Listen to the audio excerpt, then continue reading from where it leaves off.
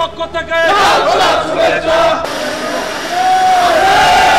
আমরা আমাদের জীবনের শেষ রক্তবিন্দু দিয়ে জাতীয় পার্টিকে রক্ষা করব। তৃণমূলের ভিত্তিতে জাতীয় পার্টিকে আমরা গড়ে তুলব। তৃণমূলের মতামতের ভিত্তিতে জাতীয় পার্টি চলবে। জাতীয় পার্টি জেগে উঠেছে, ইনশাল্লাহ সামনের দিনে আমরা ক্ষমতায় যাব ইনশাল্লাহ। এটি এখনো সিদ্ধান্ত নেওয়ার সময় হয়নি। এগুলো যখন সময় আসবে প্রেসিডিয়ামের সাথে আলাপ হবে, মাননীয় চেয়ারম্যান স্যার উনি সিদ্ধান্ত দিবেন এবং অবশ্যই লেভেল প্লেইং ফিল্ড থাকবে কিনা এটার উপর আমাদের সিদ্ধান্ত নির্ভর করবে। আমরা মনে করি সংস্কার প্রক্রিয়াটা অত্যন্ত ত্রুটিযুক্ত, কারণ সেখানে জাতীয় পার্টিকে ডাকা হচ্ছে না। এটা অপূর্ণাঙ্গ একটি সংস্কার প্রক্রিয়া।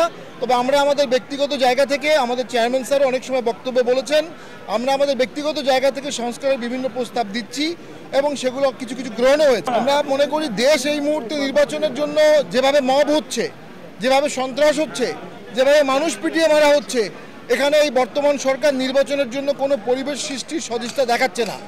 আমরা মনে করি মব আর রাষ্ট্র একসাথে থাকতে পারে না। হয় রাষ্ট্র থাকবে, না হয় মব থাকবে।